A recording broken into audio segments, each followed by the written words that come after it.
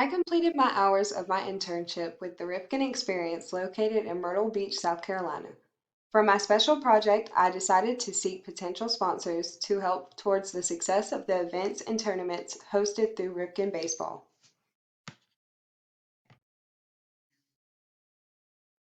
When it came time to think about which companies I would target, I had a few things in mind. The first order of business was to figure out which businesses were already sponsoring Ripken. These sponsors include, but are not limited to, 3 and 2, Gatorade, Dick's Sporting Goods, Carolina Ale House, Chick-fil-A, Coca-Cola, Dick's Last Resort, Diamond Kinetics, Diamond Sports, Dome, National Sports ID, and String King. The second thought was to think about the target audience that Ripken tries to reach. Each of these companies are family-friendly businesses that credit themselves as a fun atmosphere for families to visit while in Myrtle Beach. The third thought was figuring out what would be the closest to Ripken and finding locations that were closer to Myrtle Beach or at least close to Ripken. After asking Mike Darnell, my agency supervisor, for approval on the list of the potential sponsors I created, I was given the approval to start contacting these businesses. I started out by creating a contact list for each of these businesses to make it easier in the case that I needed to access the phone number or address of any of these businesses quickly. I contacted each of these businesses through the phone to gain an email to send the sponsorship email I created to. After calling each of these businesses, I would type any information that was given to me during each phone call to keep track of what I needed to get from each business to get started with the process. I went through and put the emails or the times that were given to me for a callback for another manager for me to speak to about these sponsorships and whether I followed up or not. I used my contact list as a guide to help me remember where I was and what I needed to work on for the next day. This was my sponsorship email that I typed up to be able to send out to these businesses as soon as I secured an email. I started out by explaining who I was and what I was emailing about and what I would be seeking throughout the email, along with a little information about what it would be like to be partners with the Ripken Experience. I made sure to include information that would catch the eye of these businesses so that they did not think this was a small business trying to find sponsors, but a business that has been around for a while and has been very successful over the years. I remembered the script that we were given for our event course that we were to take for RSM. This helped me to start off the email. From then on, I used the sponsorship package from Ripken and some help from my agency supervisors to add the facts in there and typed a very professional email to send out to these businesses. I sent this to Mike Darnell and was approved to send these out to these businesses. These are the main slides that I used from the sponsorship packet. I made sure to include the number of participants for each year during events and tournaments, along with the age range and the locations that participants travel from, some of those being out of the country. This made it known that these teams are looking for places to try since they have never been to the USA and are the perfect targets for these companies. I also made sure to include the number of visitors that the website gains each year. This means that the people from all over are looking at the logos of each of these companies as they browse through the website of Ripken Baseball. With these businesses, I would call in the morning, before lunchtime, and rush times. I started out by calling Escapology. I gained an email from the lady that I spoke to on the phone that morning. I emailed this contact the sponsorship email along with the packet. Mr. Ronia got back to me as soon as possible, letting me know that Matt, the general manager of Ripken, was already in contact with his company. I had no idea about this, so I made sure that I asked about any other companies that he was in contact with to make sure that this mistake did not happen again. I quickly emailed back and apologized for this.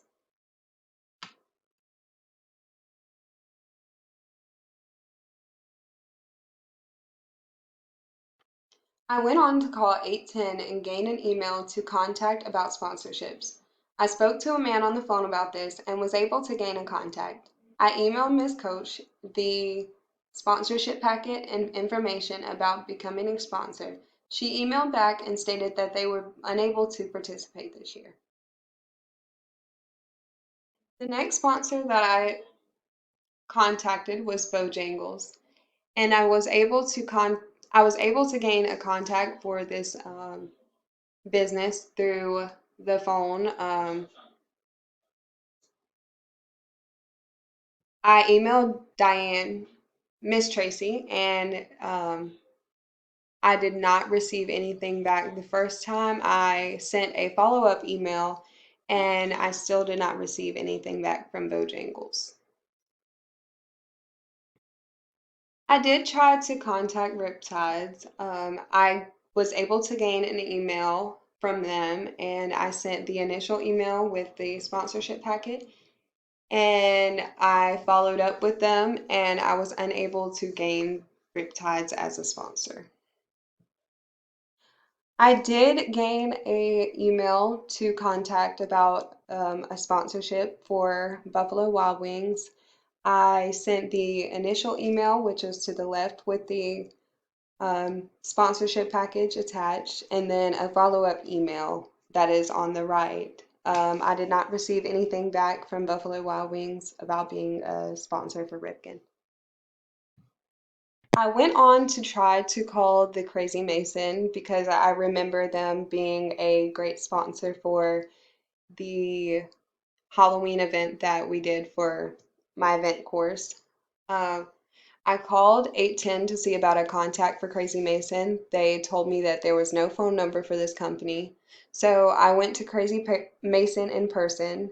Um, I was able to gain an information email from someone that was working, and I emailed this information email when I was leaving. I was told that they would get back to me. I followed up a few days later with the same email, and I never got a response from anyone. When I first contacted Walk-Ons, there was no manager there to speak about sponsorships with me. I was told to call later back that night around 8 p.m. when he would be there. When I called back, there was still no manager to speak to about this. I called back the next day, still no manager. I left my name and phone number to try a different approach. I waited a few days and gave this one final try. The manager that I needed to speak to was still not there, and I did not receive a call back. If I did implement this project again, I would definitely go in person since it's not that far away from me. Probably should have tried this approach in the beginning. The final sponsor that I tried to contact about a sponsorship was Dairy Queen. I called to gain a contact from a manager. I waited on a call back from the manager. I left my phone number and my first and last name for a lady that was on the phone that I spoke to. I did not receive a call back. I called again a few days later, spoke to the same lady. She wrote my name down again and contact once more. Still no response. I tried one last time the following day. The manager was still not there, and I could not gain a contact to speak to about a sponsorship. When it comes to the goals and objectives of my project, I felt like I completely fumbled the ball. I had a special project in mind when the assignment first came about. I was talking to the director of operations at the time about a project that I could do with Playsite and being able to promote this through the website and social media to bring awareness. We had plans of speaking about this more. Unfortunately, this person was separated from the company before we could actually get into details about what exactly would be expected of me. I had to change my entire project plan and start over. I started to think about how important sponsors are to companies, and there's always the need for more. I quickly hop on this as soon as I was able to. My first goal of increasing the awareness of Ripken experience through sponsors and show an increase of attendance by the end of April. I was not thinking of how I would not be able to record anything after April. There was no record of new teams joining for spring training. I was unable to actually record the attendance of the teams. I do not know that there were any new teams from the sponsorships that I was trying to gain. The second goal of gaining at least half of the sponsors that I reached out to and getting them started with the process by the end of April. This goal was not met as I ran into a lot of issues with gaining contacts to send these out to. The companies not responding back or the non-ability to participate for the following year. I followed my objective for this and reached out to sponsors in a professional manner over the phone and catch their attention through a professional email and followed up with each to ensure I was putting in the effort to gain sponsors. My final goal of the expansions of the events held at Ripken was not met due to these companies not being interested. I was not able to get this far with these companies to pitch any new ideas. However, I did speak to Mike throughout the special project process about new events that could be held, such as kickball tournaments, light shows, home run vouchers for one of the companies that I may have gotten to become a sponsor. Unfortunately, we were not able to speak about this more. If I was to implement this project again, I would make sure that I started very early to try to reach out to more sponsors. I would find new ways to get the attention of each sponsor and work harder to gain contacts to be able to send information out. My timing for each due date would be moved up, and I would make sure that I actually had enough time to take attendance and be able to look at the data to see how effective this project was for the Ripken experience. Some of the classroom concepts that I have taken with me through this process have been typing up professional emails and professionally speaking on the phone and in person with these businesses to gain contact information and speak to about sponsorships. This made it a lot easier to get a response and in a good amount of time. My planning process was similar to the way that the sponsorship committee constructed their process in my event planning class. I started out with a contact list and was able to use this while calling each to jot down what was said during each phone call. If I was given an email, I would type that in. If I was given a callback time, I wrote this down as well. I gathered everything that I would need for each potential sponsor. I typed up an email and asked Mike for their sponsorship packet to be able to send out each email. I also made sure that I wrote a follow-up email to be able to ensure that the initial email was received and not overlooked. I started to gather my target audience by asking Mike Darnell about what type of the businesses we are looking to get as sponsors.